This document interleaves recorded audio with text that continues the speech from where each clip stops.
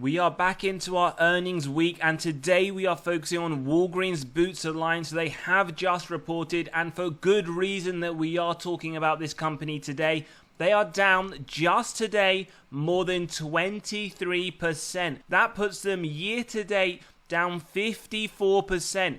Now, they are at a 52-week low around $12. We're going to run through realistically what's happened with this company, why are they down, how have they performed against their earnings, and we'll also talk about this company in more detail. We covered it yesterday in terms of a high level, but that dividend, even after the cut in January 24, does look like there will be another dividend cut on the way.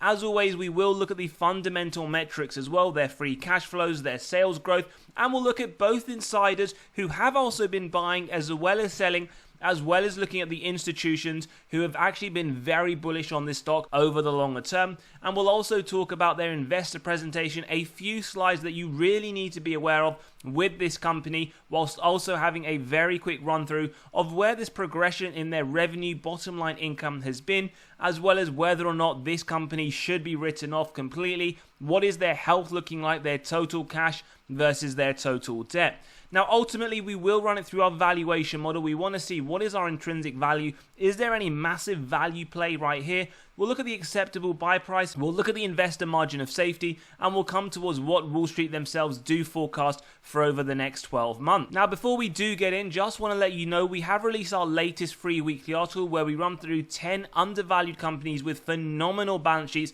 that you need to consider for the portfolio. If you want access to this or any other articles, it is all completely free. Do click on that pinned comment below and you can read and sign up straight away. So before we jump into their earnings report, again, a high level today, they are down 24% and it continues to fall. Year to date, down 54%. Over the last 12 months, down 62%. Over the last 10 years, down 84%. As we said, new 52-week lows are being created as we speak. No surprises though, we have a triple hold from all three analysts. Even after their dividend cut, they are sitting at a 6.4% forward yield and their forward P sitting at 4.87. We'll also compare that to the sector P as well, just for some relevancy there. So let's get into the main bulk of today and understand what has gone wrong with this company. And the headline reads that effectively the stock plunges as the drugstore chain slashes their profit guidance in what they call a challenging consumer environment. So we want to understand how well did this company report both earnings per share as well as the revenue. First things first though, we have to bring to your attention that they did lower guidance, which is also a very big hit to those investors. So for the full year of 2024, they expect around $2.80 to $2.95 per share. Bear in mind their previous outlook was much higher, $3.20 to $3.35 per share. So already there we see one of the reasons why the share price has dropped and continues to drop. And now we hear from the CEO. He starts off by saying, "We assumed." Now let me stop you there. You should never assume anything in business. You always need to have scenarios played out and then make decisions. And what we can see in the second half that the consumer would get somewhat stronger, but as he says, that is not the case, and that therefore has affected their numbers, and we'll talk about that why as well. We can clearly see here that he does explain himself. The consumer is absolutely stunned by the absolute prices of things, and the fact that some of them may not be inflating doesn't actually change their resistance to the current pricing. So CEO basically saying that even with prices, inflation increasing, where they have tried to maintain prices or increase them marginally, consumers in this challenging environment that he speaks of are unable to buy these products. Whether they buy them from their competitors or don't buy them at all, we can clearly see that he is saying this environment has become fairly challenging. On top of that, what we also note, and we have talked about this before, they are looking at doing some mass cost cutting, and what they can see, 75% of their stores drive 100% profitability today. Effectively, what he is saying, 1/4 of the stores that are open for Walgreens are not turning a profit, and they will be cutting some of these stores. So he says, what that means is the others, we will take a hard look. We are going to finalize the numbers that we will close. So in terms of the actual numbers, earnings per share, well, 63 cents adjusted, 68 cents, which was expected by the market. Revenue, 36.4 billion. As we can see, just under 36 billion was expected. So yes, they did beat on the revenue, but we note earnings per share, not only is it lower than market analysts expected, but also they are lowering it for the full year guidance. Now, we can talk about the rest of this information. We will look at their investor presentation, but in terms of the net income, 344 million for the quarter. From the same quarter last year, 180 million. So that is a positive note to be said here. Now, let's just get into the understanding of this company, where the issues have been. Now, in terms of their top line revenues, as always, we do want to see 3 to 7% growth at a baseline. Now, they have increased it pretty strongly, 76 billion in 2014, 140 billion or just under in August 2023, their latest annual accounts.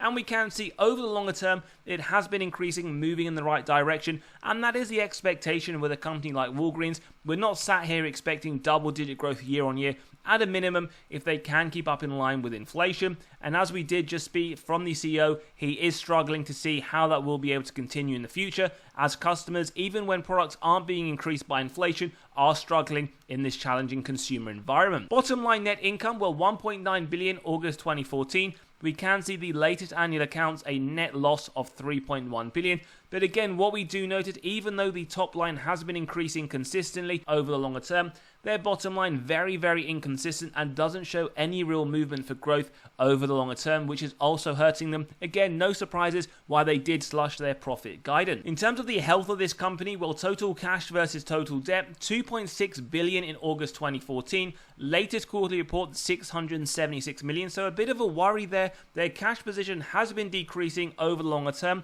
The reason why I highlight this as a worry, well, do understand that they have also reduced that dividend as well just last year, or in fact just at the beginning of this year, as we can clearly see here, negative 48% in January 2024, which ultimately means that if they are cutting their dividend and in fact their cash position continues to reduce, will there be another dividend cut inbound? And as we can clearly see here, when we do take a look at their total debt numerically and directionally, it has increased 4.5 billion in 2014, 35 billion in that latest quarterly report. Therefore, their total debt increasing over the period, their cash reducing quite minimal, in fact, to be honest. So again, just something that we do need to consider moving forwards with Walgreens. Now, what we always like to do is look at past performance so we can gain some confidence in management's estimates moving forwards. Now, unfortunately, we've already seen they have lowered their guidance and they have missed in Q3 2024. So, in fact, when we do look at the last four, which would be these four, they will have missed 2 out of 4, a 50% track record, not the greatest, especially when you consider the more recent one was a miss. Now, moving forwards, they're actually expecting earnings per share to be even lower than this, as we did see. So their forward PE around the 4 to 6 level doesn't really give us any clear indication of this company. We'll look at other companies in this sector median, but very difficult to analyze essentially Walgreens against others, as not many are in this position, if any at all. Now, talking of valuation, when we do look at those underlying metrics, what we do in fact see here, they get an A+. Now remember, this is purely in comparison against the sector median. So 4.87, we see the sector median coming in a lot higher at 17.16. So right now, if you do pick up Walgreens, you are getting at a discount of 72% to the sector. But do bear in mind, there are normally many reasons why companies either trade at a discount or at a premium, and that is what we are trying to uncover today. Now again, if you do look at the different valuation models, what we are clearly seeing here is that Walgreens is trading at a discount in pretty much every single aspect.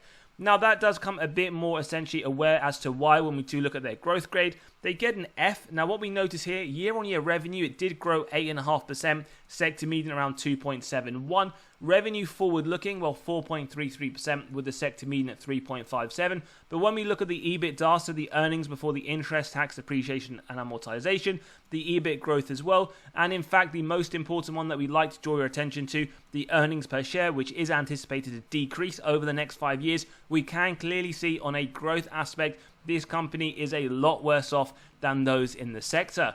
Now, in terms of the profitability, we can see they get a D. Gross profit margin, 18.5%, sector median a lot better, and when we do just look at it over the trailing 12 months, we can clearly see where the issues lie, and this isn't something based on the guidance that we've seen and what the CEO said, that there is a massive turnaround play just in the shorter term. Cash from operations also significantly lower, 101 million, sector median a lot higher at 841 million. So just to conclude this aspect of our analysis, we do have a triple hold rating from Seeking Alpha, Wall Street and Quant, an A+ on valuation, an F on growth, and a D on profitability. We then drew attention to how they performed against the industry. Are there any themes that we can see, or is this movement from Walgreens in isolation? We have a few others, again, food retail industry, similar size too. So when we look at the total return, including reinvesting those dividends, whilst Walgreens is down 60%, we see that half of these, so 3 out of the 6 are also down. Could be an issue with the industry as a whole, or in fact, it could just be isolated to those 3.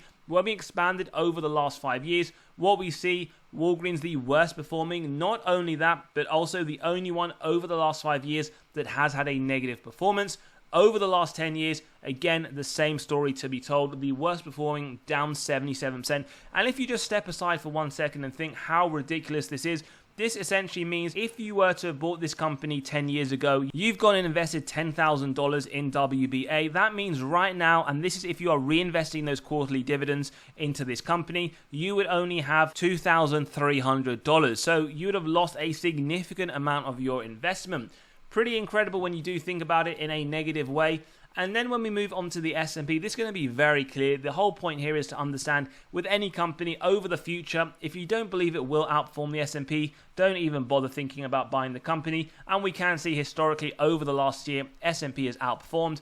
Over the last 5 years again, and we can clearly and obviously see over the last 10 years, the same thing to be said. So do bear all these factors in mind as we have just run through them. And we also want to point out insider ownership does sit fairly high, 17.4%, with 2 insiders selling over the last 12 months, 5 insiders buying. And we can see in terms of sales, we actually note 371k, but in fact nearly double the amount of buying by the insiders over the last 12 months. And in the more recent quarter, we do have a buy, 170,000.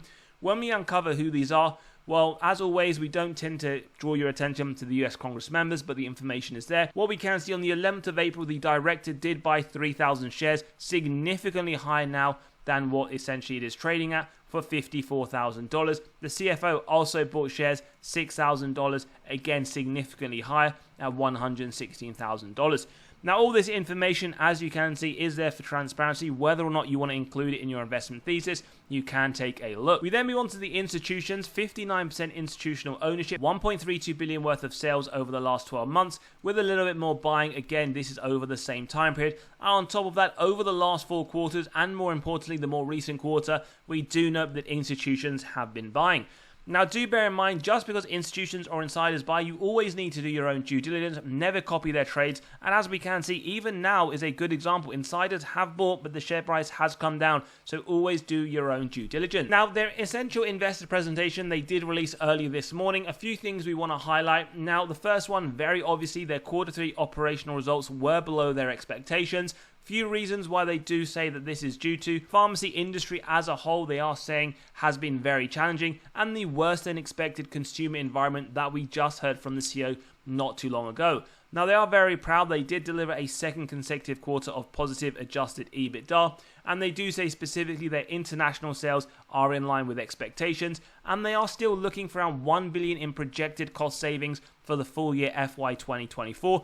Bear in mind, part of this will be looking down to close their stores. As they mentioned, only 75% of those stores are profitable. However, they did try to spin that into a positive thing. Main thing to take from all of this, though, is that they are revising their full year guidance and they are lowering it significantly. Just wanted to highlight that versus the same quarter in 2023, it is up 2.6%, which is really lower than what we want to see at that 3 to 4% level, just to keep up in line with inflation. And the final thing here, again, very significant, they have lowered their guidance. And again, the reasons why they've pretty much just double stated this within their essential investor presentation: continuation of challenging pharmacy industry trends affecting margins and market growth. And they also believe, so very key, that the recent headwinds are expected to continue into FY25, and they haven't given their full year guidance just yet, so that will be provided on the October call.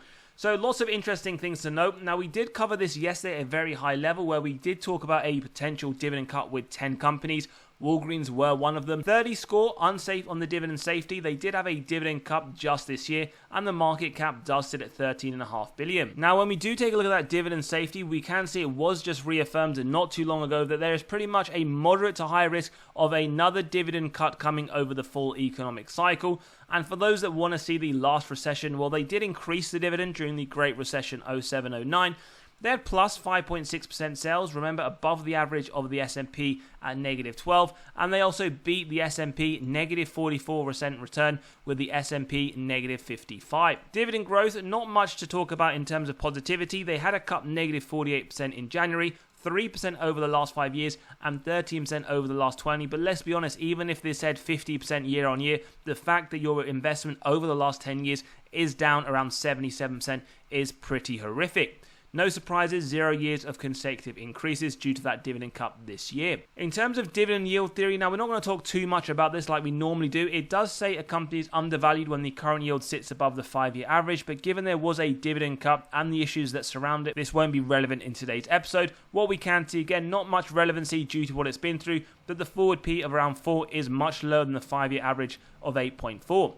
In terms of the sector P as well, we can see 18.3, much higher. But as always, there are normally reasons why, and we can clearly see the quality with others in the sector will be much higher than Walgreens. In terms of the free cash flow payout, which we do prefer to use as it will help us uncover essentially dividend cuts and that the earnings is susceptible to manipulation by management through accounting, what we can see is over the longer term, it has been okay. 2023, we did talk about this in another episode, 1,175%, indicating that last year management paid out more in dividends than they generated in free cash flow. Massive red flag indicator. Over the next 12 months, it is anticipated to be around 49%. Free cash flow per share, as always, we want companies increasing free cash flows consistently over the longer term. They have been very inconsistent on a year-on-year basis, although we do expect a jump from 23's 16 cents to 205. Sales growth then in terms of percentage, 3 to 7%. Not the greatest, not the worst, 5% over the last full year. Numerically, we did run through this earlier. You can just see this in another format. And they have essentially returned excess cash through those share buybacks, reducing the count. But let's be honest, again, the performance over the last 10 years, all of this will be meaningless for historical investors. In terms of the ROIC, we want 10% or more, or 17 for this industry if you do like to be specific. Give us faith, management are able to effectively allocate their capital. The fact it's been decreasing as 3% in 2023, again, not a great sign. We then move on to the margins. We want to see above 10% for consumer retailers. What we know, not only below 10%, but it has been decreasing. 2% 2023, 1% on a trailing 12-month basis. Massive red flag indicator. Free cash flow margin, again, 0% in the more recent year. We then move on to the net debt to EBITDA, the earnings before interest, tax, depreciation, and amortization. Remember, this correlates to balance sheet strength, dividend safety. Below 3 is what we want to see for consumer retailers. And remember, these are the number of years it would take the company to pay off all of their debt net of cash on hand. It has been increasing over the longer term, 3.69 in 23, 3.76 over the next 12 months. A bit of a worry, especially when we do look at that free cash flow payout in 2023 that was very high. One of the reasons why we do see that unsafe dividend score. So let's jump into the valuation model. As always, if you do enjoy the content, value is being provided. Smash that like button, hit that subscribe and bell button so you are continually notified of these videos as they drop. So jumping into this first model, WBA stock ticker symbol, the earnings per share, long-term growth rate, as we saw earlier, negative with the AAA corporate bond yield. We do get an intrinsic value showing some massive overvaluation even after the drop today. Just bear in mind that we don't look at any of these models in isolation. Now, typically this would be the second model. We're not going to use it just given the fact that this company is trading significantly lower than the sector P, and as we can see, that is clearly shown in this model. So the next one we're using is the dividend discount model. Now we have the average growth rate, negative 8%, given that massive cut just this year. Forward looking, we've gone for 0%, so no increases moving forwards. And that pretty much gives us a bang on market value price right now, essentially showing us a reasonable valuation. We then move on to the DCF model where we have the free cash flow year on year, average growth around 2.6%. We've gone for around 5 in line with analyst estimates and targets. With the discount rate, we get the present value of future free cash flow and terminal value. Add together with the cash, subtract total debt, get to the equity value, divide by the shares outstanding, and we get another overvaluation signal. So in today's episode, as always, intrinsic value, the average of the models that we have gone through, and it is coming to $10.53. Don't forget you can grab a copy of this model by clicking on the pinned comment below, running your own numbers through for this company or any other. Before we get to a margin of safety, what this is showing to us that the company right now, even after the massive drop, is trading at a premium. 10.53 is what we believe it should truly be, as we have just run through. And if you did want to use a margin of safety, remember we use 10% to start off with and execute if it meets our 3 golden criteria. wide moat, strong financial metrics, good forward-looking data, it would be a buy at 9.48. So again, this doesn't even have a 10% margin of safety, a massive premium right now for a company that we don't believe to be worth it. Very obvious to see why, as we have run through. They haven't updated their forecast yet. What we have used is the lower end of their targets for the next 12 months at $13. Even with that, the upside is very, very marginal at 4%. So for us, this is a clear do not buy. We may run through a lot of companies on this channel where we do say has a nice margin of safety or even at least a 5 to 10%. This is one that we would clearly say is not looking good at all and wouldn't recommend this at all. But as always, let us know your thoughts in the comments below. Maybe we are missing something. Maybe this is a great opportunity. As always, if you've enjoyed today's episode, smash that like button, hit that subscribe and bell button. And as always, we'll see you all on the next one.